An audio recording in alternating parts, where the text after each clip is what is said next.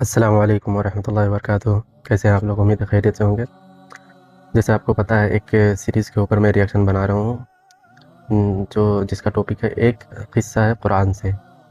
تو آ جائیے اس کا ایپیسوڈ نمبر 6 دیکھتے ہیں، جس کا ٹائٹل ہے سب سے پہلے قاتل و مقتول۔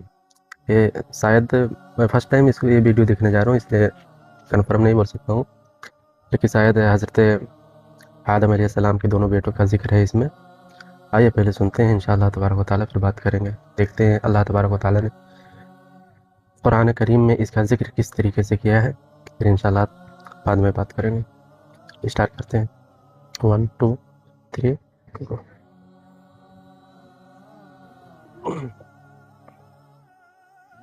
قرآن ہے میرا رہنما، قرآن شفا ہے، نور ہے قرآن، جلا دل کی میرا قرآن، رضا رب کی میرا قرآن، قرآن قرآن۔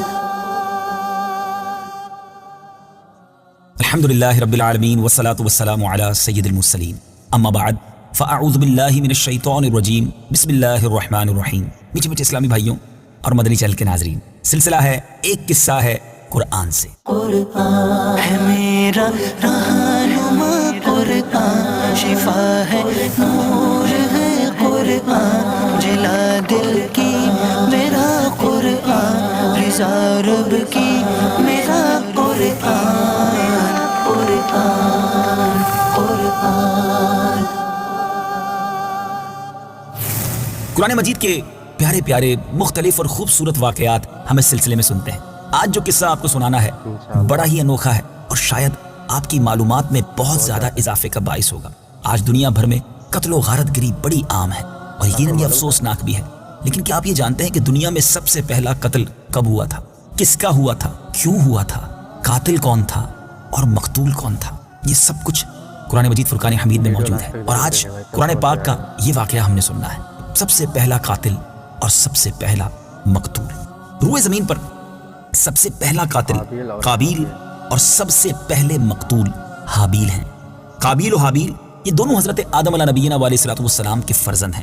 حضرت آدم علیہ الصلوۃ والسلام کی اولاد کا نکاح کا دستور یہ تھا کہ ایک حمل میں ایک لڑکا اور لڑکی جو پیدا ہوتے تھے، وہ دوسرے حمل کے لڑکا اور لڑکی سے ان کا نکاح کیا جاتا تھا۔ یعنی حضرت حوا رضی اللہ تعالی عنہا کے یہاں ہر حمل میں، ہر پریگننسی میں ایک لڑکا اور ایک لڑکی پیدا ہوتے تھے، مگر چونکہ وہ ایک ساتھ پیدا ہوتے تھے تو اس دستور کے مطابق ان دونوں کا نکاح ساتھ نہیں ہو سکتا تھا۔ دوسرے حمل میں، دوسری پریگننسی میں جو اولاد پیدا ہوتی تھی لڑکا اور لڑکی، ان کا پہلے حمل والوں سے نکاح ہوتا تھا۔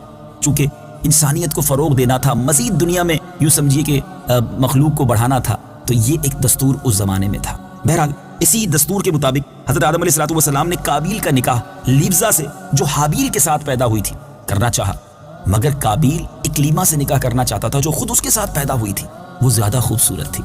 حضرت آدم علیہ الصلوۃ والسلام نے اسے بڑا سمجھایا کہ اکلیما تیرے ساتھ پیدا ہوئی ہے، تمہارا اس کے ساتھ نکاح نہیں ہو سکتا، مگر قابیل اپنی ضد پر اڑا رہا۔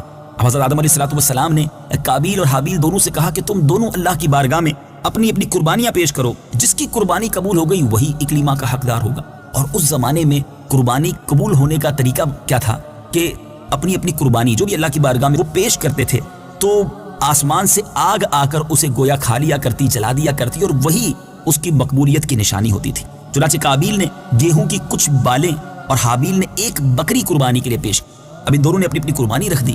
آسمانی آگ نے حابیل کی قربانی کو کھا لیا اور قابیل کے گیہوں کو چھوڑ دیا۔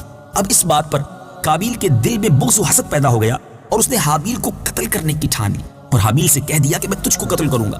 حابیل نے اپنے بھائی سے کہا بھی کہ قربانی قبول کرنا یہ اللہ تعالیٰ کا کام ہے اور وہ متقی بندوں ہی کی قربانی قبول کرتا ہے، اگر تو متقی ہوتا تو تیری قربانی بھی ضرور قبول ہوتی۔ ساتھ ہی حابیل نے یہ بھی کہہ دیا کہ اگر تو میرے قتل کے لیے ہاتھ بڑھائے گا تو میں تجھ پر اپنا ہاتھ نہیں اٹھاؤں گا، کیونکہ میں اللہ سے ڈرتا ہوں۔ میں یہ چاہتا ہوں کہ میرا اور تیرا گناہ دونوں تیرے ہی پلے پڑیں اور تو دوزخی ہو جائے، کیونکہ بے انصافوں کی یہی سزا ہے۔ آخر قابیل نے اپنے بھائی حابیل کو قتل کر دیا۔ بوقت قتل حابیل کی عمر 20 برس کی تھی اور قتل کا یہ حادثہ مکہ مکرمہ میں جبل سور کے پاس یا جبل ہرا کی گھاٹی میں ہوا، اور بعض کا قول یہ ہے کہ بصرہ میں جس جگہ مسجد اعظم بنی ہوئی ہے، منگل کے دن یہ سانحہ ہوا۔ روایت یہ ہے کہ جب حابیل قتل ہو گئے تو 7 دنوں تک زمین میں زلزلہ رہا اور وحوش و طیور اور درندوں میں یعنی پرندوں جانوروں اور درندوں میں ایک اضطراب اور بے چینی پھیل گئی، اور قابیل جو بہت ہی گورا اور خوبصورت تھا بھائی کا خون بہاتے ہی اس کا چہرہ کالا اور نہایت بدصورت ہو گیا، اور حضرت آدم علیہ السلام کو اس بات کا بے حد رنج ہوا، بے حد غم ہوا، یہاں تک کہ حابیل کے رنج و غم میں 100 برس تک آپ کے چہرے پر مسکراہٹ اور ہنسی نہ آئی۔ حضرت آدم علیہ السلام نے شدید غضبناک ہو کر قابیل کو پھٹکار کر اپنے دربار سے نکال دیا، اور وہ بدنصیب اکلیما کو ساتھ لے کر یمن کی سرزمین عدن چلا گیا۔ وہاں ابلیس اس کے پاس آ کر کہنے لگا کہ حابیل کی قربانی کو آگ نے اس لیے کھا لیا کہ وہ آگ کی پرستش کرتا تھا، وہ آگ کی پوجا کرتا تھا، لہٰذا تم بھی آگ کی پرستش کرنا شروع کر دو، تم بھی آگ کو پوجنا شروع کر دو۔ اب قابیل نے گویا آگ کی عبادت کے لیے ایک عبادت گاہ بنائی اور اس نے اس کی پوجا شروع کر دی۔ میٹھے اسلامی بھائیوں، یہ دنیا میں پہلا شخص تھا جس نے آگ کی پوجا کرنا شروع کی، یہ روئے زمین پر پہلا شخص تھا جس نے اللہ تعالیٰ کی نافرمانی اور سب سے پہلے زمین پر خون ناحق کیا، اور یہ پہلا وہ مجرم ہے جو جہنم میں سب سے پہلے ڈالا جائے گا۔ حدیث پاک میں آتا ہے کہ روئے زمین پر قیامت تک جو بھی خون ناحق ہوگا قابیل اس میں حصہ دار ہوگا، کیونکہ اسی نے سب سے پہلے قتل کا دستور نکالا، اور قابیل کا انجام یہ ہوا کہ اس کے ایک لڑکے نے جو کہ ایک اندھا تھا اس نے پتھر مار کر قتل کر دیا، اور یہ بدبخت نبی زادہ ہونے کے باوجود آگ کی پرستش کرتے ہوئے کفر و شرک کی حالت میں اپنے ہی لڑکے کے ہاتھوں مارا گیا۔ حابیل کے قتل ہو جانے کے 5 برس بعد حضرت شیس علیہ السلام پیدا ہوئے، جبکہ حضرت آدم علیہ السلام کی عمر 130 برس ہو چکی تھی۔ آپ نے اپنے اس ہونہار فرزند کا نام شیس رکھا۔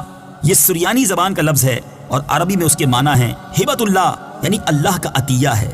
حضرت آدم علیہ السلام نے 50 صحیفے جو آپ پر نازل ہوئے تھے ان سب کی حضرت شیس علیہ السلام کو تعلیم دی اور ان کو اپنا خلیفہ اور جانشین مقرر کیا، اور ان کی نسل میں خیر و برکت ہونے کی دعائیں مانگی۔ ہمارے پیارے آقا مدینے والے مصطفیٰ صلی اللہ تعالی علیہ وآلہ وسلم حضرت شیس علیہ السلام ہی کی اولاد میں سے ہیں۔ میٹھے میٹھے اسلامی بھائیوں، یہ واقعہ جس میں دنیا کے سب سے پہلے قتل، سب سے پہلے قاتل، سب سے پہلے مقتول، سب سے پہلے مجرم کا تذکرہ قرآن مجید میں کہاں اور کیسے واقع ہے، آئیے سنتے ہیں۔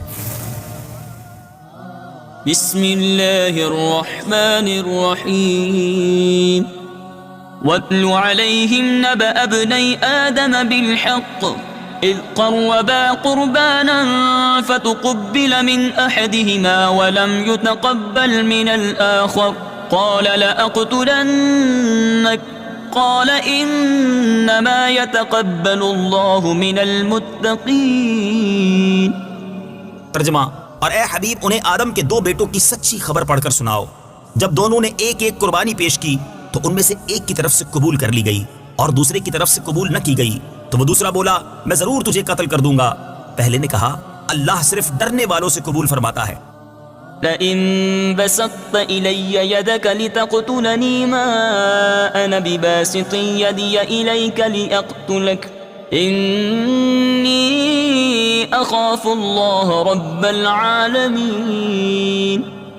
ترجمہ: بے شک اگر تو مجھے قتل کرنے کے لیے میری طرف اپنا ہاتھ بڑھائے گا تو میں تجھے قتل کرنے کے لیے اپنا ہاتھ تیری طرف نہیں بڑھاؤں گا، میں اللہ سے ڈرتا ہوں جو سارے جہانوں کا مالک ہے۔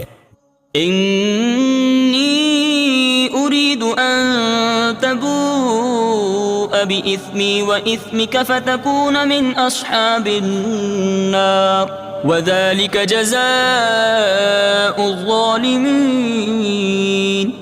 ترجمہ: میں تو یہ چاہتا ہوں کہ میرا اور تیرا گناہ دونوں تیرے اوپر ہی پڑ جائیں تو تو دوزخی ہو جائے، اور ظلم کرنے والوں کی یہی سزا ہے۔ جی میٹھے اسلامی بھائیوں، آپ نے تلاوت قرآن پاک بھی سنی، ترجمہ قرآن بھی سنا، واقعہ بھی سنا، سیکھا کیا؟ آئیے کچھ عبرت کے مدنی پھول چنتے ہیں، آپ کی طرف بڑھاتا ہوں، اپنے دل کے مدنی گلدستے میں سجاتے جائیے۔ اس واقعے سے سب سے پہلا جو مدنی پھول ہمیں سیکھنے کو مل رہا ہے کہ دنیا میں سب سے پہلا قتل ناحق جو ہوا وہ ایک عورت کے معاملے میں ہوا، لہٰذا عورت کے فتنے سے ہمیں پناہ مانگنی چاہیے۔ آج کل جو لوگ ایسے عشق کے اور فسق کے معاملات میں مبتلا ہو جاتے ہیں جس میں بے حیائی کا دور دورہ ہوتا ہے، اور اسی وجہ سے نہ جانے کتنے گھر برباد ہو جاتے ہیں اور کتنے لوگ دنیا سے چلے جاتے ہیں۔ ہم سب کو اللہ تعالیٰ حیا کی چادر عطا فرمائے اور بے پردگی اور بے حیائی کے معاملات سے بچنا نصیب فرمائے۔ قابیل نے جذبہ حسد میں گرفتار ہو کر اپنے بھائی کو قتل کیا۔ اس سے معلوم ہوا کہ حسد کیسی خطرناک اور کتنی گہری قلبی بیماری ہے۔ اسی لیے قرآن مجید میں ومن شر حاسد اذا حسد فرما کر حکم دیا گیا کہ حاسد کی حسد سے خدا کی پناہ مانگتے رہو، لہٰذا کسی سے حسد نہ کیجیے۔ جیلسی اچھی چیز نہیں ہے، یہ انسان کو اندر سے برباد کر دیتی ہے، اور حسد کرنے والا گویا اللہ پر اعتراض کرتا ہے، کیونکہ وہ کسی کی نعمتیں دیکھتا ہے تو اسے جلن ہونا شروع ہو جاتی ہے۔ ذرا غور تو کیجیے، نعمتیں دینے والا کون ہے؟ عزت، دولت، شہرت، حسن، مقام، یہ سب دینے والا رب ہی تو ہے۔ اگر اللہ نے کسی کو دیا ہے، ہمیں کیوں پرابلم ہونی چاہیے؟ تو حسد نہ کیجیے، کیونکہ حاسد خود ہی اپنی آگ میں جلتا رہتا ہے، اور جس سے حسد کرتا ہے اس کا کچھ نہیں بگڑتا۔ اور یہ حسد جو ہے، یہ حدیث پاک کا خلاصہ ہے کہ حسد ایمان کو اس طرح برباد کر دیتا ہے جس طرح سرکہ شہد کو برباد کر دیتا ہے۔ اللہ مجھے بھی اور آپ کو بھی حسد کی بیماری سے محفوظ فرمائے۔ سب کا بھلا سوچتے رہیے۔ بزرگ بڑی پیاری بات کہا کرتے تھے، سب کا بھلا سب کی خیر، سب کے بھلے میں اپنی خیر۔ تیسری بات جس واقعے سے سیکھنے کو ملی کہ خون ناحق کتنا بڑا جرم عظیم ہے، کہ اس جرم کی وجہ سے ایک نبی علیہ الصلوۃ والسلام کا فرزند اپنے باپ حضرت آدم علیہ الصلوۃ والسلام کے دربار سے راندائے درگاہ ہو کر، یعنی مردود ہو کر، کفر و شرک میں مبتلا ہو کر مر گیا، اور قیامت تک ہونے والے ہر خون ناحق کا ذمہ دار، ہر خون ناحق کا حصہ دار بن کر عذاب جہنم میں گرفتار ہوگا۔ ایک اور بات یہ سیکھنے کو ملی کہ جو شخص برا طریقہ ایجاد کرتا ہے، قیامت تک اس برے طریقے کے ایجاد کرنے کی وجہ سے جو اس پر عمل کرتا رہے، اس ایجاد کرنے والے کو، اس انیشیٹو لینے والے کو، اس برے کام کی ابتدا کرنے والے کو یہ عذاب اور یہ گناہ دیا جاتا رہے گا، وہ برابر کا شریک اور حصہ دار بنے گا۔ ہم اپنے رب سے دعا کرتے ہیں، یا اللہ ہمیں نیک صالح ماں باپ کا ہاتھ پکڑ کر جنت میں لے جانے والی اولاد عطا فرما۔ ہم میں سے جو صاحب اولاد ہیں، ہم اللہ کی بارگاہ میں دعا کرتے ہیں، اللہ ہماری اولادوں کو ہماری مغفرت کا ذریعہ بنا، ہمارے لیے ثواب جاریہ کا باعث بنا۔ اور ہم میں سے جو بے اولاد ہیں، ہم اللہ سے دعا کرتے ہیں، اے رب کریم تمام بے اولاد مسلمانوں نیک صالح اور ثواب جاریہ بننے والی اولاد عطا فرما، آمین بجاہ نبی امین صلی اللہ تعالی علیہ وسلم۔ مدنی چینل دیکھتے رہیے، سلسلہ جاری ہے۔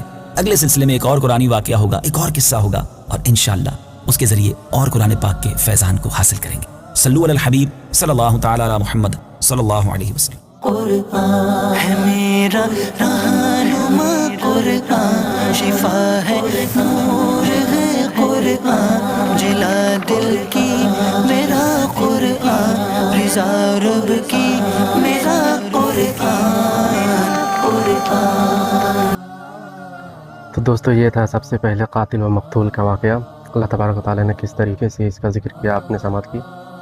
اللہ تبارک و تعالیٰ سے دعا ہے مولا کہ ہم سب کو حسد، بغض، عداوت، دشمنی ان سب سے محفوظ کرے اور شیطان کے فریب سے بھی بچائے۔ امید ہے یہ ویڈیو دیکھ کے آپ کو بہت کچھ سیکھنے کو ملی ہوگی، اور اللہ تبارک و تعالیٰ سے دعا ہے مولا ہم سب کو قرآن شریف پڑھنے اور صحیح ترجمے کے ساتھ میں سننے اور سیکھنے اور عمل کرنے کی توفیق عطا فرمائے۔ تب اگر آپ کو ویڈیو تھوڑی بھی اچھی لگی ہو تو لائک، کمنٹ، سبسکرائب ضرور کریں۔ اگر آپ کسی ویڈیو یا کسی علماء کے بیان پر ریئیکشن بنوانا چاہتے ہیں تو لازم کمنٹ میں اس کا لنک ڈال دیں یا ویڈیو کا نام دے دیں، انشاءاللہ تبارک و تعالیٰ اس پہ ریئیکشن بناؤں گا۔ ملتے ہیں کوئی دوسری ویڈیو میں، جزاک اللہ خیر۔